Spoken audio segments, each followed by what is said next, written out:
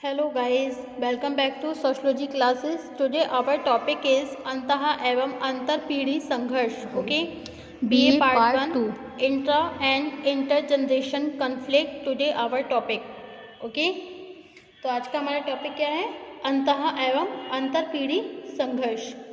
Okay, so let's begin this video on this topic, intra and intergeneration conflict. Okay जिस तरह समूह निर्माण में वर्ग एवं लिंग को महत्वपूर्ण आधारों के रूप में देखा जाता है, उसी तरह आयु भी एक ऐसा महत्वपूर्ण आधार है, ओके, जो प्रत्येक समुदाय को कुछ प्रमुख समूह में विभाजित करता है. आयु के आधार पर ही एक समाज अथवा समुदाय अनेक पीढ़ियों में विभाजित होता है.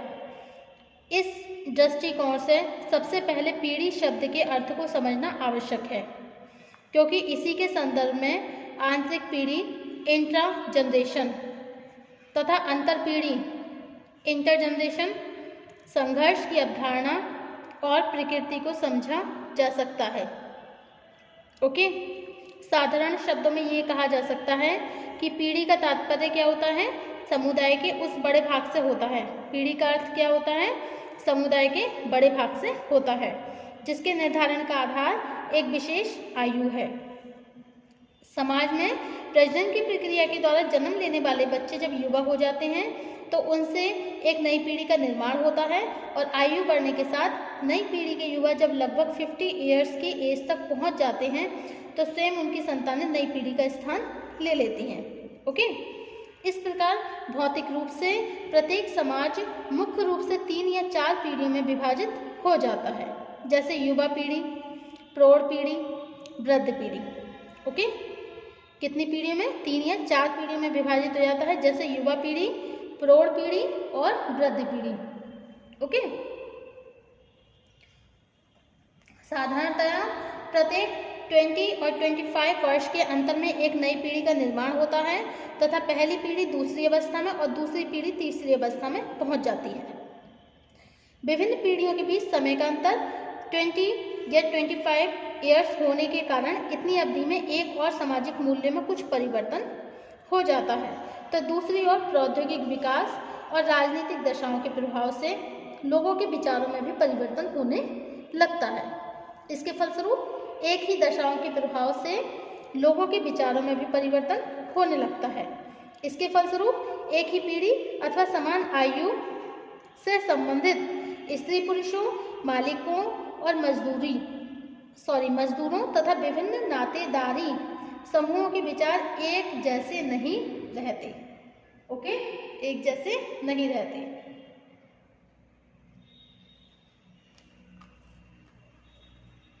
यही दशा दार्शनिक पारस्परिक सामंजस्य को कम करके तरह तरह के संघर्षों को जन्म देने लगती है. ओके, सामान्य रूप से ऐसे संघर्षों को हम आंतरिक पीढ़ी संघर्ष कहते हैं. यदि तुलनात्मक रूप से देखा जाए तो समान आयु के लोगों के बीच वैचारिक और व्यवहार संबंधी अंतर उतने अधिक नहीं होते जितने कि दो विभिन्न पीढ़ियों के बीच देखने को मिलते हैं. विभिन्न दशाओं के कारण जब दो पीढ़ियों के बीच, जैसे युवा और प्रौढ़ पीढ़ी के बीच कोई संघर्ष पैदा होता है, ठीक है, कोई भी संघर्ष पैदा होता है किनके बीच? युवा और प्रौढ़ पीढ़ी के बीच. यदि कोई संघर्ष पैदा होता है तो इसे अंतर पीढ़ी संघर्ष कहा जाता है. कौन सा कहते हैं? अंतर पीढ़ी संघर्ष कहा जाता है. भारतीय समाज की आज एक प्रमुख समस्या आंतरिक पीढ़ी संघर्ष और अंतः पीढ़ी संघर्ष के रूप में सामने आई है. इस समस्या को समझने से पहले आंतरिक पीढ़ी तथा अंतर पीढ़ी संघर्ष के वास्तविक अर्थ को समझना आवश्यक है. ओके, अब नेक्स्ट टॉपिक है आपका अंतः पीढ़ी संघर्ष की समस्या. ओके, फर्स्ट क्या हो गया आपका? अंतः एवं अंतर पीढ़ी संघर्ष और intra and inter generation conflict, और सेकंड है आपका अंतः पीढ़ी संघर्ष की समस्या, problems of intra generation conflict. Okay, according to Karl Mannheim ने स्पष्ट किया है कि पीढ़ियों से संबंधित समस्या एक विशेष समाजशास्त्रीय घटना है जिसका संबंध जन्म और मृत्यु के द्वारा समाज में नए समूहों के निर्माण और पुराने समूहों के निरसन मतलब एलिमिनेशन के रूप में देखने को मिलता है। ओके, अभी तक आयु को केवल जेब किए तथ्य मानकर उसे समाजशास्त्रीय अध्ययन का विषय नहीं समझा जाता था। धीरे धीरे जब समाजशास्त्रियों का ध्यान आयु के आधार पर बनने वाली पीढ़ियों और विभिन्न पीढ़ियों से संबंधित संघर्षों की ओर जाना शुरू हुआ तो इसे सामाजिक परिवर्तन और सामाजिक तनावों के एक प्रमुख आधार के रूप में देखा जाने लगा। ओके, अंतः अथवा आंतरिक पीढ़ी संघर्ष समाजशास्त्रीय रूप में एक विवादपूर्ण विषय रहा है। साधारणतः यह माना जाता है कि जिन व्यक्तियों में एक पीढ़ी की रचना होती है उनकी आयु लगभग समान होने के कारण उनके विचार, मनोवृत्ति, मूल्य और व्यवहार में किसी तरह का अंतर नहीं होता। इस कारण एक ही पीढ़ी के सदस्यों के बीच सामाजिक संघर्ष इतने गंभीर नहीं होते हैं कि उन्हें एक समस्या के रूप में देखा जाए। दूसरी ओर अनेक समाजशास्त्रियों ने पारिवारिक जीवन से संबंधित समस्याओं के अध्ययन में आंतरिक पीढ़ी संघर्ष की एक और समस्या के रूप में आंतरिक पीढ़ी संघर्ष को भी एक प्रमुख समस्या के रूप में स्पष्ट किया है। उनका मानना है कि उदाहरण के लिए विवाह के समय वर और वधू पक्ष के माता पिता एक ही पीढ़ी से संबंधित होने के बाद भी विभिन्न मूल्य मनोवृत्तियों से प्रभावित होते हैं जिसके कारण दहेज से संबंधित समस्याएं पैदा होती हैं। इस तरह घरेलू हिंसा का संबंध भी आंतरिक पीढ़ी संघर्ष से ही संबंधित है। ओके, यदि समान पीढ़ी के लोग विभिन्न आर्थिक वर्गों, भिन्न भिन्न व्यवसायों, एक दूसरे की भिन्न संस्कृतियों और भिन्न शैक्षणिक पृष्ठभूमि से संबंधित होते हैं तो उनके बीच भी सामाजिक संबंधों में एक स्पष्ट अंतर और अक्सर संघर्ष देखने को मिलता है। इसी दशा को हम आंतरिक पीढ़ी संघर्ष भी कहते हैं। ओके, अब है अंतः पीढ़ी संघर्ष के कारण। ओके, अच्छा, अंतः पीढ़ी संघर्ष के बारे में एक डेफिनेशन ग्रीन ने भी दी है कि conflict is a deliberate attempt to oppose, resist or coerce the will of another or others। संघर्ष किसी दूसरे व्यक्ति अथवा व्यक्ति की इच्छाओं का जानबूझकर विरोध करने, उन्हें दबाने और पीड़न करने के लिए किया जाने वाला प्रयत्न है। ओके, अब है according to MacIver and Page. MacIver and Page के द्वारा social conflict includes all activity in which men contend against one another for any objective। Okay, MacIver और पेज ने कहा है कि संघर्ष में उन सभी गतिविधियों का समावेश होता है जिनके द्वारा व्यक्ति किसी विशेष उद्देश्य को पूरा करने के लिए एक दूसरे का विरोध करते हैं। ओके, अब अंतः पीढ़ी संघर्ष के कारण कौन कौन से हैं? फर्स्ट है causes of intergeneration conflict. First point है आपका परिवर्तन की प्रक्रियाओं का असमान प्रभाव। ओके, भारतीय समाज में आज आंतरिक पीढ़ी संघर्ष का एक प्रमुख कारण परिवर्तन की प्रक्रियाओं का सभी वर्गों और लोगों के जीवन पर समान प्रभाव न होना है। ओके, पश्चिमीकरण, आधुनिकीकरण, लोकोकीकरण तथा नगरीकरण आदि इसी तरह की प्रक्रियाएं हैं। ओके, अब सेकंड पॉइंट है लक्ष्य एवं साधनों के बीच असंतुलन।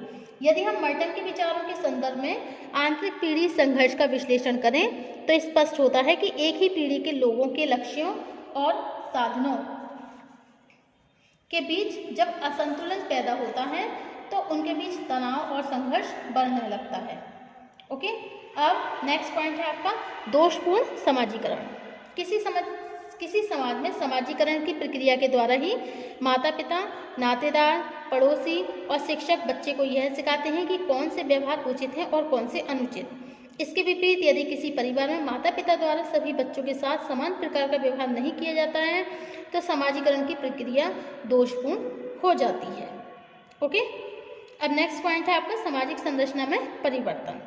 जब किसी समाज की संरचना परिवर्तन के दौर से गुजर रही होती है तब अधिकांश लोगों में अपनी परिस्थिति और भूमिका के बारे में भ्रम और असंतोष पैदा होने लगता है। इससे समान आयु एक ही पीढ़ी के लोगों में संघर्ष पैदा होने लगता है। उदाहरण के लिए परंपरागत भारतीय सामाजिक संरचना जाति के नियमों पर आधारित थी तथा प्रत्येक व्यक्ति को अपनी जाति के अनुसार समाज में एक विशेष परिस्थिति प्राप्त होती थी। आज जाति व्यवस्था से संबंधित नियमों का प्रभाव लगभग पूरी तरह समाप्त हो जाने के बाद भी ब्राह्मण जातियों के अधिकांश लोग अपने आप को दूसरी जातियों के लोगों से ऊंचा समझते हैं। ओके, जबकि निम्न जातियों के लोग किसी भी दशा में अपनी परिस्थिति को निम्न नहीं मानते हैं। सामाजिक संरचना में होने वाले इस परिवर्तन के फलस्वरूप गांव में एक ही पीढ़ी के लोगों के बीच अक्सर हिंसक संघर्ष की घटनाएं हो जाती हैं। इस तरह स्त्रियों की परिस्थिति में होने वाले परिवर्तन के फलस्वरूप लिंग के आधार पर एक ही पीढ़ी को दो श्रेणी में बांटा गया है। ओके, अब नेक्स्ट पॉइंट है व्यक्तित्व संरचना में अंतर। ओके, किसी भी समाज के किन्हीं दो लोगों का व्यक्तित्व एक जैसा नहीं होता है।